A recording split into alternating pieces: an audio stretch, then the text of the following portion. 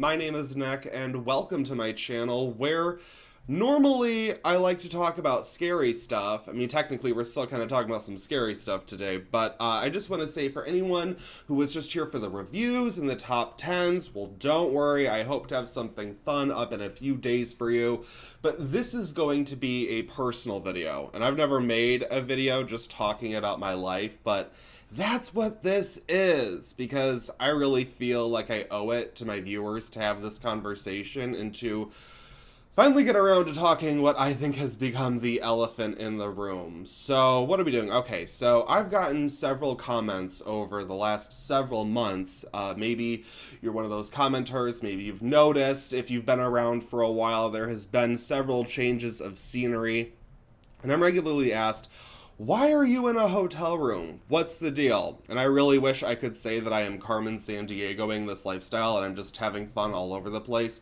But the truth of the matter is that I'm homeless. I've been homeless since December of 2020 when I started recording in a hotel room and when things got very crazy on this channel. Again, if you've been around, that's when I started doing the what to watch videos primarily because I didn't have as much time to make more content. And then I kind of hit that burnout stage when I realized I don't want to do this. I don't want to chase numbers on YouTube. I just want to talk about the things I want to talk about. And then I shifted back to just talking about horror, and still my output has slowed. And it's simply because I just don't have the time. I try to make the time. I know I've mentioned this in passing before. I am a delivery driver. I work in the gig economy, and given my situation, I work 12 hours a day, every single day. I don't get days off. For the last 9 months, every single video I've made, I've squeezed into that time. I get up early and I record, or I take a lunch break to record, and then I edit at night or edit in the morning, and this is my hobby. This is fun. I love doing this, but I've just hit the point where I'm so exhausted and mentally taxed. If anyone else works my job or you work in the gig economy, you know what it's like to be like chasing the dragon as your job. And after a long day, especially recently, it's just come to the point where I just need to crash when I get back. I just need to sit and watch like some Are You Afraid of the Dark or some comfort viewing because I just don't have it in me. And I feel really bad saying that because you guys have been so supportive, and it really doesn't take that much effort. I'm not making very high quality videos here, but I want to have this conversation to say I really appreciate all of the support that I've gotten during this time. And I just feel really bad, honestly, because I pride myself on being honest. It's one of the reasons I started this channel, because I have no problem sharing my opinion on the internet. And I should have made this video a lot sooner. I'll be honest, in the beginning, I was like, I'm gonna get into an apartment and I will make this video later on, and it will be so funny to think about how homeless I was in the past, but now I'm fine. And now I'm realizing this is just kind of my new normal. I just want to make it clear that I feel as though it looks like I've been trying to avoid this or hide it, and that's really not the case. I honestly kind of thought it was obvious, but at the same time, I have been getting the comments, and so I do want to address them. So for anyone wondering, like, how'd you get here? How'd that happen? Well, I want to give you the full Dewey Cox, just tell you my whole life story, but we don't have time for that. And to be perfectly honest, I'm really not here to try and earn, I don't know, your like belief that I'm like one of the good homeless people or something. And I'm not gonna lie, I feel a little defensive because at the same time over these last 9 months, I have felt completely dismissed by a lot of people in my actual life. So the story is, to really break it down, it's the new American dream. I lost my job. I got evicted from my apartment. I then moved in with my mom. And then a year later, she kicked me out during the middle of a global pandemic. No big deal. If you're asking, don't you have a place to go? You don't have any friends to take you in? No family? Well, my family put me in this position, and I thought I was going to be able to move in with a friend until 3 days before I was supposed to, and I was told I could sleep in my car. So That's what I did. I know, boo-hoo me. That's not the point of this. I'm not asking for pity. That's not what I want this to be about. I do just want to tell you the truth and what happened. And that's my life. As shitty as it is, this is what's happening. And honestly, all I ask is that you guys continue to be as awesome as you've been. You guys have been so supportive, especially with my recent disappearances. I've gone stretches of weeks without posting, and I had so many plans for this summer. There's been so many great movies and TV shows and things I want to talk about, and I've just become so backlogged because, again, I know it sounds lame, but I just haven't had the energy to do it. But I want to say that, honestly, even without you guys trying to be my support system, you really have over this time. I mean, I don't want it to sound cheesy. It's true. Again, everything in my entire life has fallen apart.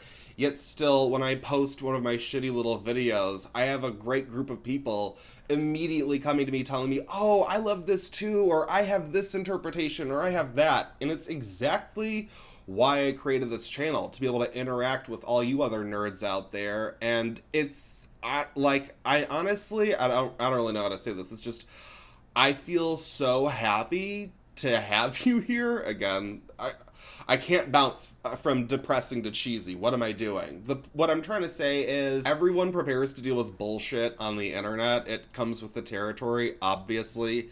And I expected to deal with a lot more. And I just feel really happy that my goal was to try to reach out to other positive, fun-loving horror fans who just want to hang out and talk and enjoy our passion. And I just couldn't be happier, as small as my community is, to think that I do have the exact kind of people that I want to talk to gravitating towards my channel. Maybe the law of attraction's finally really working out for me. I don't know. There's really not much left to say other than I got myself into this situation and I'm gonna get myself out of it. I've been working really hard just to get by, and I'm finally getting to a place where hopefully I can get closer to getting out of this damn hotel room.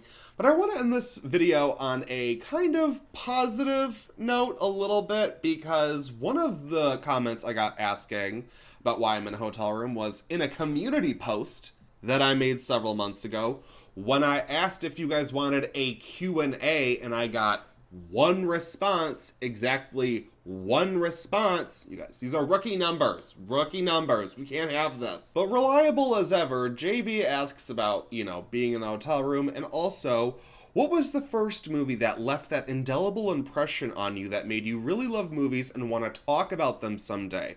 Well, if you haven't already watched my video on I Know What You Did Last Summer, that kind of tracks my movie-loving journey as a kid. I want to do a more fully fleshed out version of that one day, but Jurassic Park is the movie that made me love movies. I mean, it's kind of like the oldest memory I have is seeing Jurassic Park for the first time. You could say it changed my life.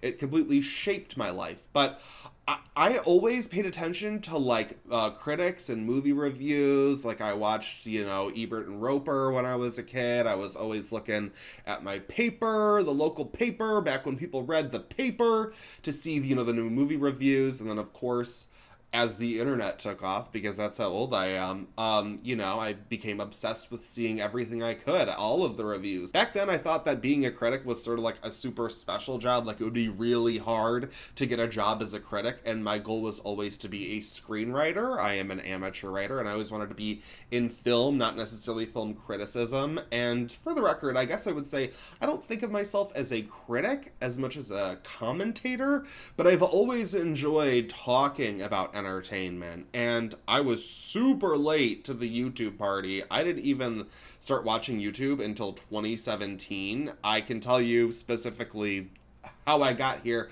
I remember it was the trailer for Alien Covenant. I remember it premiered around Christmas, and after the video ended, you know how it'll have the recommended videos that pop up? One of them was a video by Chris Stuckman. Of course. And I started watching his videos, and then I started watching other YouTube videos, and I realized, oh my god, there is a whole world out here where you can just do this. And I realized I had this sort of opportunity to have a creative outlet that I wasn't getting, just by writing little screenplays for myself, because we all know you don't just hop into the film industry unless you're the child of someone in the film industry. But anyway, so then I started paying attention a little bit more to like YouTube and reviews and the film criticism community, and I started just making these videos with my webcam. I just sat in front of my webcam and just ranted. I have most of these videos unlisted because they're so bad, but I'll tell you, the movie that made me go, I need to sit down in front of my webcam and just talk about a movie, was Phoenix Forgotten. This little sci-fi found footage movie that I consider to be a little gem. It's so good. It's not the best. It's not that good. But it's the kind of movie that made me want to have a channel to talk about movies, because it isn't the best. But it has so many good parts, the parts that I think should be appreciated, and that's always been my thing. You may have noticed I have quite an expansive taste in film, and I happen to love lots of bad movies, and I think if a movie can entertain you, then it's done its job. Whether or not it's technically great, I want to talk about it. If it's gonna hit me in the cinematic feels, then I'm gonna want to talk about it. And Phoenix Forgotten was the first one that really did it for me in terms of wanting to jump onto YouTube and start talking about movies. Well, I think we've been here long enough. I just want to say I really appreciate anyone who has taken the time to watch this video, and hopefully you've taken it to heart and you're not just like, ugh, homeless, unsubscribe. You can. It's my job as the creator to keep you around for any number of reasons, and if you don't want to be here, goodbye. And for anyone sticking around, you're the best. Thank you so much again for the support, you guys. I don't want to go too cheesy again, but I'm gonna be real. I've gotten very little support in my actual life, so to have you guys supporting me creatively it's all I can ask for. Like I said, I'm going to try to get back on track with all of the reviews and the top 10s. If you're not already subscribed, think about it. This is not what most of my videos are like. The rest are going to be fun, I swear. If you aren't already, you can follow me on Instagram and Letterboxd for bonus movie recommendations. That's it for this video, but I won't stop you from watching another.